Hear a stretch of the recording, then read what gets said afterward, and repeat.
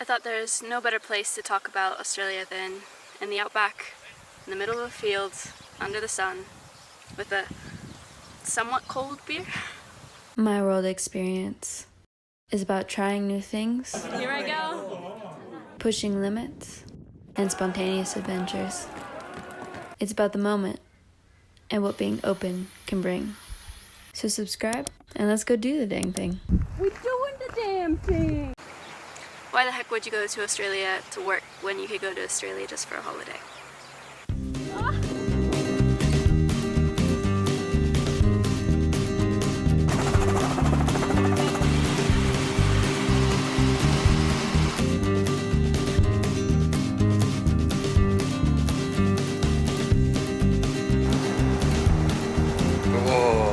Why come to such a crazy culture to experience people that will teach you what the phrase hard people means? I don't actually know if that's where this comes from, but the people here that I've met, probably the hardest people I've ever encountered.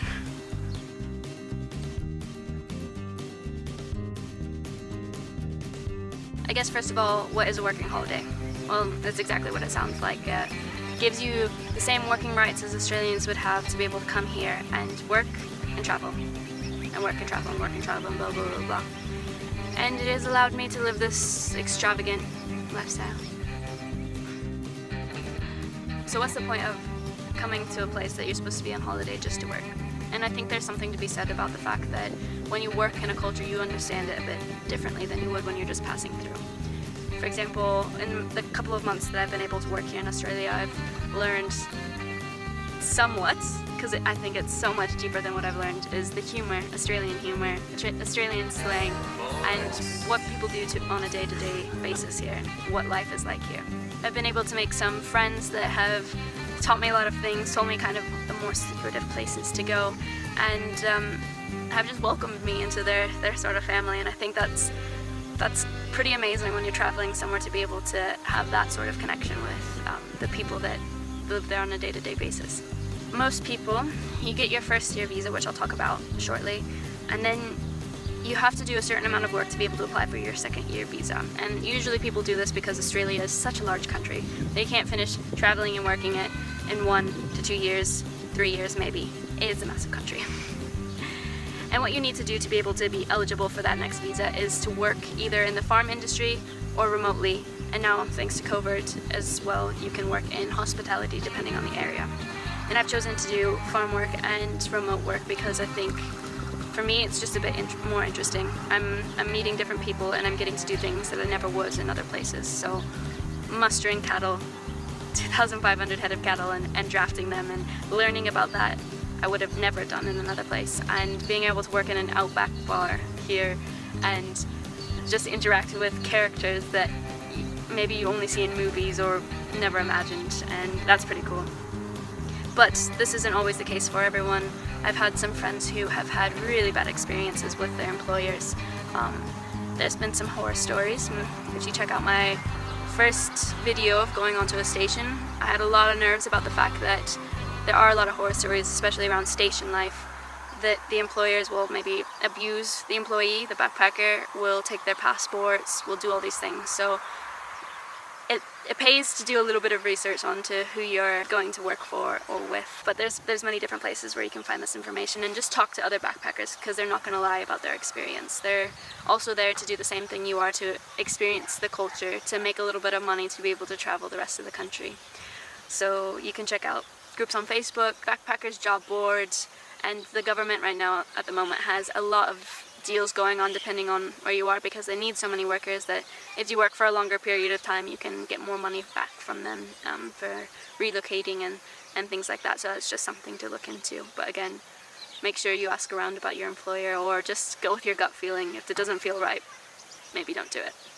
Is this really worth it? Coming out to a place where there's a bunch of crazy people swearing and drinking a lot. Oh. Pull him for a pop, did ya? I bet. Yeah, you're not being yourself. I need beer, boy. I need beer. Right, I'll wait for you to get a beer then. I guess it's not for everyone, but in Australia there's a lot of different places, a lot of different job types, a lot of different areas, so I've just scratched the surface, not even, I would say. here in Queensland, but there's so many different places, bigger cities, smaller towns, so it just pays to look around and see what you want to do. Like, you can volunteer, you can go work with animals, you can work in almost all industries. There's loads of backpackers that have come over and learned something completely different, especially right now with COVID. They're so desperate for just workforce, so you can come over and you can try new things and you can learn a lot. I guess now we'll get down to the more nitty-gritty area of it, in how I applied and how I got over here during COVID, which, you know, for some people was easy, so for me wasn't as easy as it could have been. So I applied for my visa about 9 months from today. So I applied for it. I applied for it with a friend who got it in 3 days. I got it about 4 months later. So it really depends on how you're filling out this document, where you've traveled before you've filled out this document, and you're gonna have to declare what countries you've been to in the past 5 years. And this is an important step because tuberculosis is a big thing, TB.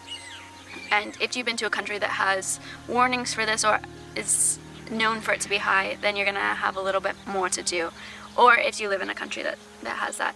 So if that's true, you're going to have to get some medical exams done, some chest x-rays, and depending on what they deem is acceptable for you. There's a couple different tiers of these medical exams, and they'll let you know. But the key is once you've submitted your application to pay attention to it, because they're not going to email you to say, oh look, like, we'd like some more information from you. No, they just post it there. So just read through everything and check back a couple of times every once in a while if your visa isn't coming through fast enough. Make sure you do these countries correctly, because that's where I made a mistake.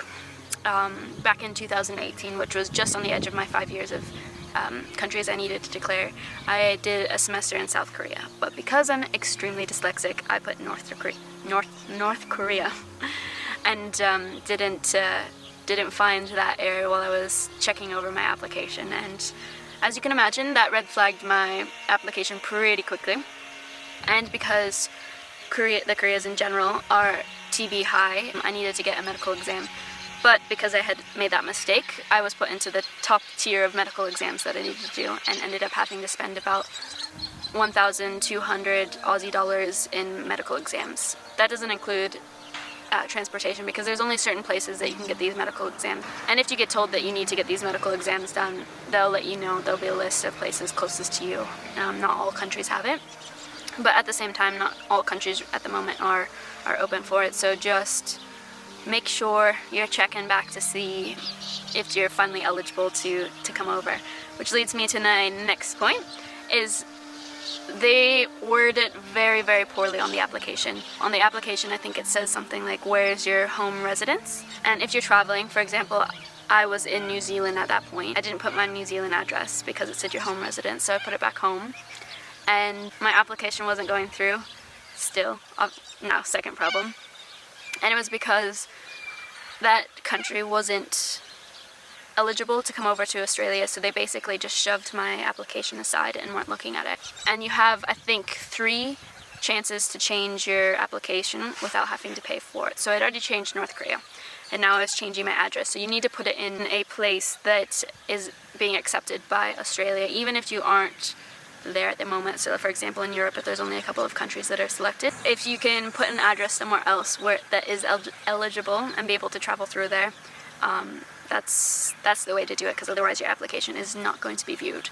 So I went back, changed my address, and then a lot of things went a lot smoother. So my camera's trying to kill itself. If you've been with this channel for a while, you'll know that my camera took a dive in the water. If you haven't been here, or if you're new here, yeah, it went swimming in Milford Sound, and has done pretty well, but is very, very fussy. And so I'm gonna go somewhere a bit cooler and try and finish the rest of this TED Talk. More COVID stuff, and I won't go too much into detail with this because it's constantly changing, but basically my experience coming over, and I got over here the day before New Zealand went right back into lockdown, and so it wasn't that hard for me, but I will tell you kind of the obstacles I had to jump through. So depending on what airline you're able to take or taking, you're going to have to get some information from them. So Also, depending on what state you're going to, there'll be different rules. But you need to be able to sign documents saying what countries you've been to in the past 2 weeks. This could be changing depending on the state that you're going into. But you have to explain where you've been in the last 2 weeks, if they've been high COVID density areas. Then you need to make sure you have all the apps downloaded to be able to check in that place, because if they catch you without them, not great. I think there are some fees that you'll have to pay. What else? Yeah, there's a document that they say you need to sign before 72 hours beforehand, and I didn't know that, but I was able to sign it within like maybe 10 hours before my flight, which was very helpful. So don't lose hope if that's the case. Just try and get all the documents together that you can. Call into your airlines. They're not always that helpful, because again, everything's changing so quickly that they probably don't know either. But just try and stay up to date and watch what's going on. Which leads me to my next point, is that each state in Australia has different rules as how they're handling COVID. So, for example, Queensland, you have to quarantine right now for 2 weeks if you fly in, and you have to pay for it. Whereas Victoria, I believe you can go there and you only have to self-isolate for 2 weeks and get 2 covert swabs before you can kind of roam freely. And so just keep up to date on which state has what rules, because they will be different. As the Australian government doesn't take care of all of it. Each state has their own rules, so look into that, look into where you're going to be flying because of that. Some places will be easier to fly into, and some places will be very, very tough. What else? Okay, I guess to sum up, don't say that you've been in North Korea for an extended period of time. Don't put the wrong address. If you could put a good address in, put that one instead, and stay away from crazy employers and just find good people. But you'll enjoy Australia. It's an amazing place, and if you're open to the culture, you're going to learn a lot. And yeah, let me know if you guys have any questions. I guess this was pretty vague, but that's probably because COVID is changing all the rules constantly. But there's loads of different Facebook pages with people who are also trying to get visas, and they can tell you their stories as well. So you can have more information as to specifically where you're coming from to try and get in. Last week I just read that there's a girl from Canada who just got her application approved, and it took her a while. So don't lose hope. If you've already applied, go back through, make sure you've checked all these things, that your address especially, that is going to hold you back if you don't have a proper address where they're accepting people. So yeah, thanks for watching guys, and I'll see you next week.